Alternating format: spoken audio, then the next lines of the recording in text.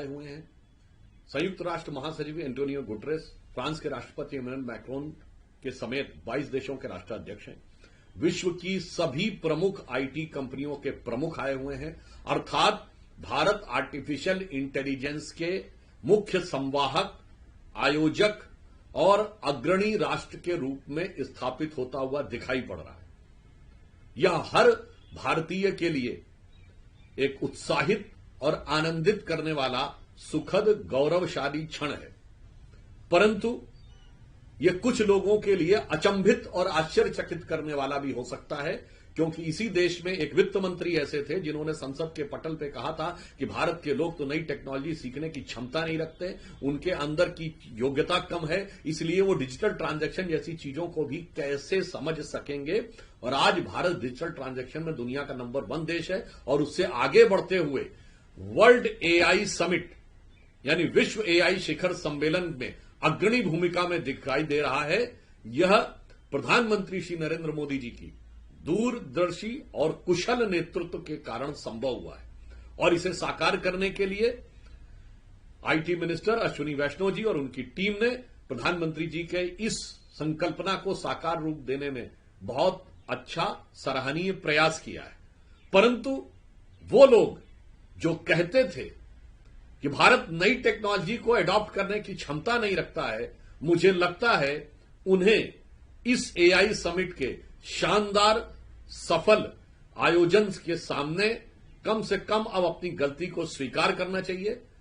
यह समकालीन भारतीय इतिहास के सबसे गौरवशाली क्षणों में से एक है और अमृतकाल में भारत विश्व का टेक्नोलॉजी में और सबसे नवीन टेक्नोलॉजी में नेतृत्व करने की क्षमता रखता है, एक अग्रणी भूमिका निभाने की क्षमता रखता है। यह उसका प्रमाण है और इसके लिए हम प्रधानमंत्री श्री नरेंद्र मोदी जी के प्रति आभार व्यक्त करते हैं पार्टी की तरफ से।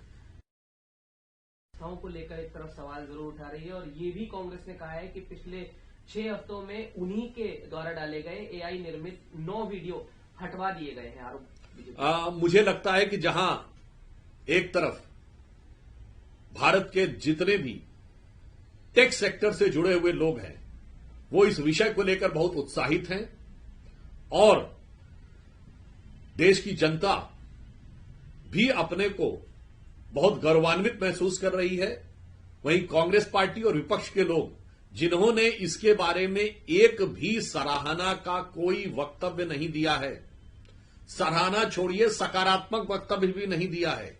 देश का टेक्नोलॉजिकल विकास राजनीति से परे होना चाहिए, परंतु इसमें भी वो मोदी जी के प्रति जो उनके मन में ईर्ष्या है और कुंठा है उसको सामने निरंतर लाते जा रहे हैं, जो बहुत दुखद और दुर्भाग्यपूर्ण है।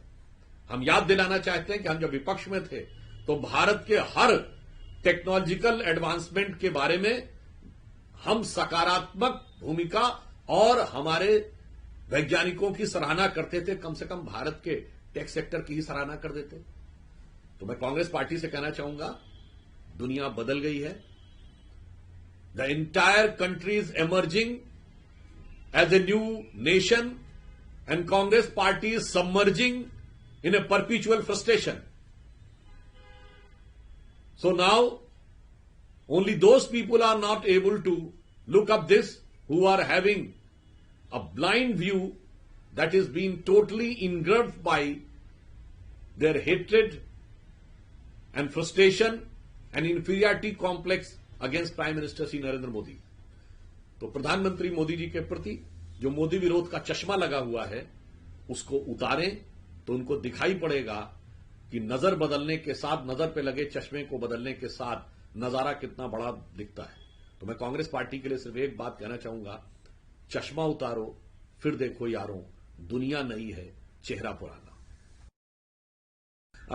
आर्टिफिशियल इंटेलिजेंस को हिंदी में कृत्रिम बुद्धि कहते हैं, परंतु इस कृत्रिम बुद्धि में हुए शानदार आयोजन को वही लोग नहीं देख पा रहे हैं जिनकी विकृत बुद्धि है। Only those people who are lacking a fundamental intelligence are not able to perceive this glorious achievement of India in artificial intelligence. VK news, राष्ट्र के नाम।